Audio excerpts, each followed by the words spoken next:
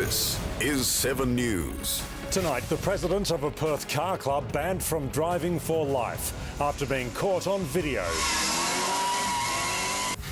Underworld links to Rottnest's head in the bag mystery. The pre-election ad that's angered the Premier. And Hugh's big win, but other Aussies miss out at the Golden Globes. From the studios of 7 Perth, Ardon and Susannah Carr. Good evening and welcome to 7 News. A Hoon driver caught doing burnouts on video has been banned from driving on our roads for life. David Cox was the president of a Perth car club. Emmy Kubainski reports. 2:30 in the morning at Cartwright Drive, Forestdale. Around 30 people watching on. Behind the wheel, 30-year-old David Cox.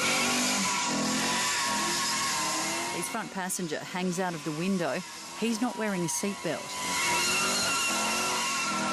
Today, David Cox was told he'll never get to drive again, ending his career as a truck driver. David, surely you want to give a warning out there to other Hoon drivers, given what you've been through? But this former president of one of Perth's biggest car clubs, running on empty, had plenty to say last year when he said police had been targeting his members unfairly. The police are victimising all of our members. If you have a running on empty sticker in your car, you should be proud of it. Now the police are pulling everybody over and victimising them. Now, the prosecutor asked the magistrate if he could play the video for him because he didn't think he could articulate enough just how reckless David Cox's driving was. David Cox had been convicted twice before for driving offences. Today he avoided jail, given a 12-month suspended sentence. He can apply to the District Court to have his life ban lifted in 10 years. Police Minister Lisa Harvey says this case should serve as a warning to others. 3 strikes and you're banned for life. I can't believe that the car is being driven like that so close to all of those people. We're so lucky he didn't pop a tyre and flip into the crowd and kill somebody. Emmy Kubainski, 7 News. A man whose severed head was found on a Rottnest beach has been identified as an accused drug dealer. Stephen Ramon Cookson was due to go on trial later this year. He was also known in horse racing circles as a violent standover man. Grant Taylor reports. It's believed Stephen Raymond Cookson is the man whose head washed up on a Rottnest beach, an accused drug dealer, standover man and gambler. Cookson was due to stand trial on serious drug charges that have already seen other members of his alleged syndicate jailed for 15 years. Cookson's East Perth apartment is still a major crime scene. Forensic officers have been here since Friday, but police aren't saying if this is where they believe Cookson was killed. They're yet to also officially release his name. That's despite formal identification having been completed last Thursday. The head, which was wrapped in plastic, was found by an 11-year-old girl 8 days ago. Several people have been questioned, but so far, no arrests. Given his colourful past, impressions of Stephen Cookson really depend on who you talk to. Affable rogue was about the nicest thing we heard today. Another acquaintance told us he was a man who'd crossed a lot of people. The list of suspects is no doubt going to be long. Cookson was originally from Victoria. In the late 90s, he was banned from racecourses after several violent attacks on trainers. Grant Taylor, 7 News. Community television station West TV has angered the Liberal Party with a commercial that appears to paint a gun target on the Premier.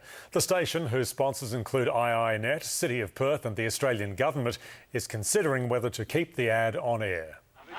In elections, image matters, and it's this image that's concerning the Liberal Party.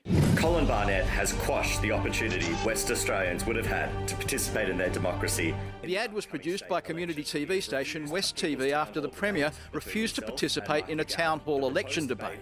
But it's been slammed by Liberal State Secretary Ben Morton for placing what appears to be a gun target over the image of Mr Barnett. Mr Morton said the image is in poor taste, juvenile and offensive.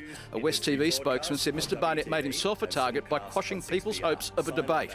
Image is also central to calls for 30 volunteers with a sporting background to advise the government on what sports fans want in the new Burswood Stadium. We see it very important that this is West Australian people having ownership in this stadium, and I think it's a smart move to do that. This is not real involvement of the community, and we know that Mr Barnett is not someone that listens to the community. Interested people can apply at the Perth Stadium website and tell the government in 50 words or less why you should get the job.